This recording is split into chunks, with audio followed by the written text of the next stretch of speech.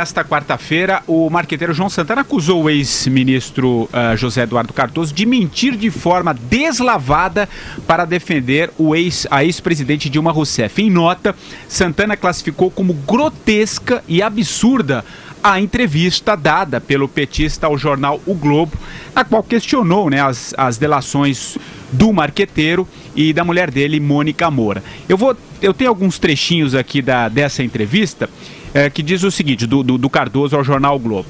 O Cardoso apontou contradições na versão de que Dilma sabia de Caixa 2 e do pagamento no exterior. Ele apontou que valores citados por João Santana, podiam ser de outras campanhas organizadas por ele, no caso aí do João Santana.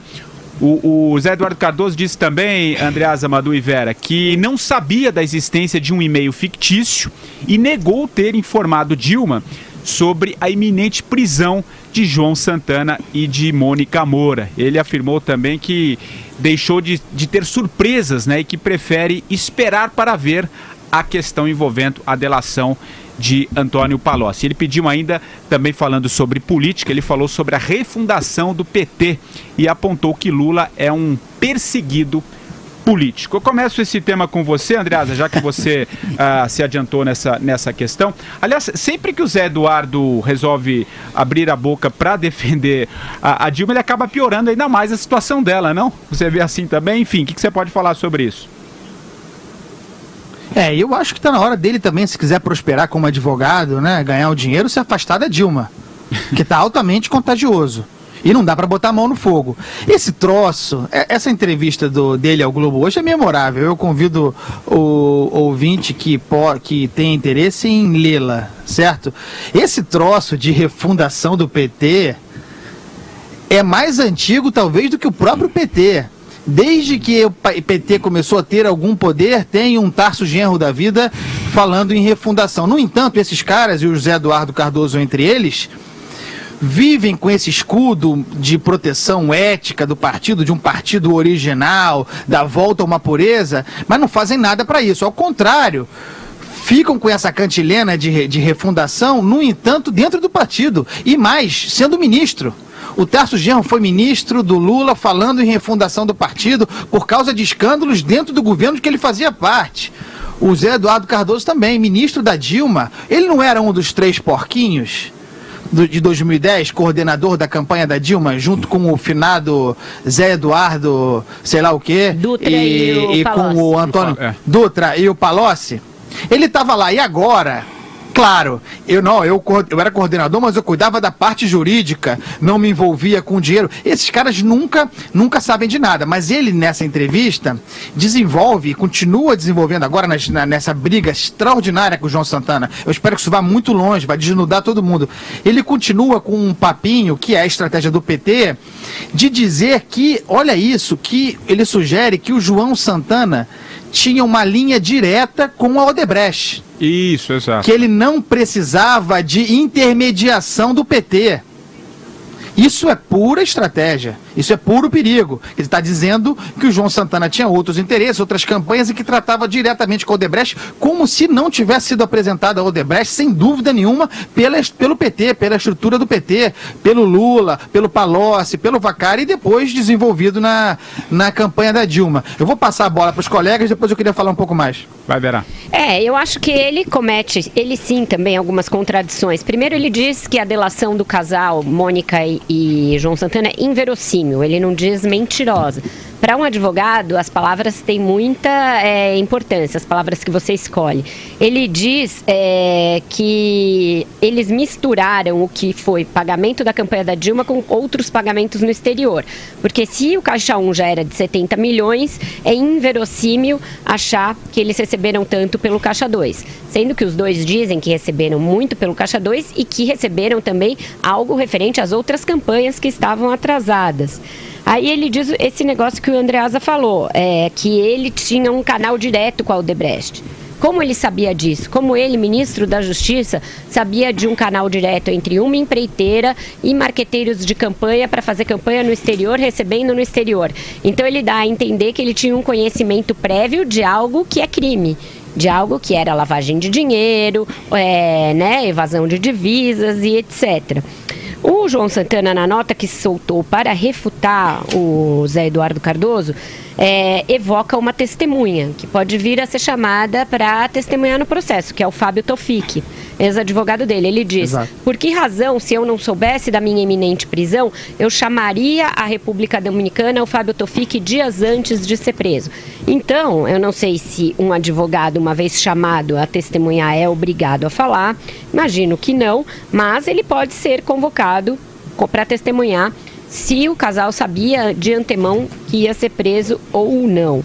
E da mesma maneira, o Zé Eduardo Cardoso, você vê que ele faz essas várias vacinas para ir se esquivando do que ele sabia, que ele não sabia que a Dilma tinha o tal e-mail, mas ele não nega totalmente. Diz isso que o Andreasa falou, que ele, como coordenador jurídico, não se envolvia em finanças e que ele ligava para presidente toda vez que informado de uma operação por dever de ofício. Então ele não está negando que tenha informado a ela, mas diz que o fazia por dever de ofício e que ele só soube dias antes, momentos antes da prisão ser decretada. Vai você, o Madu, sobre essa questão também.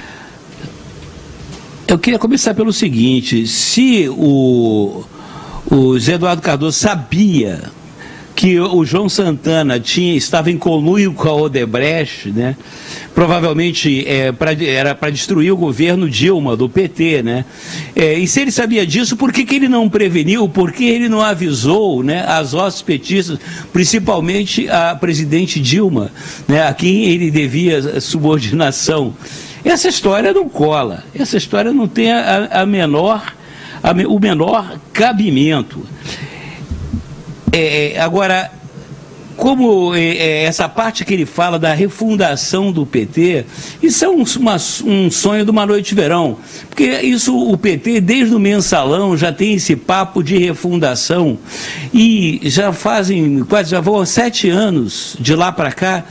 E até hoje você não teve uma autocrítica do PT, nenhum meia-culpa, nenhum pedido de desculpas à sociedade brasileira, principalmente aos seus eleitores, aos seus militantes, por terem roubado, espoliado o Brasil, destruído a nossa economia.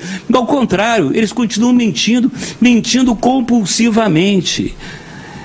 Essa história de refundar o PT é conversa para boi dormir, mesmo porque não vai sobrar ninguém para refundar o PT, porque vai estar todo mundo preso na cadeia. Eles vão trocar o PT pelo PCC. É o que vai acontecer.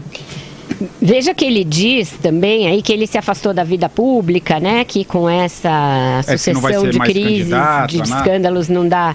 Você acaba sendo repelido da vida pública e tal. Tá fazendo um head para tentar justamente se dissociar de todo esse pessoal. E ele evita também entrar em muita conjectura sobre o que o Palocci pode vir a falar se fechar uma delação premiada. Ele dá uma bela ele se esquiva lindamente quando questionado sobre isso, o Cardoso, né? Ele disse que ele afirmou que deixou de ter surpresas e que prefere esperar para ver a delação do Palocci. Vai, André Razan.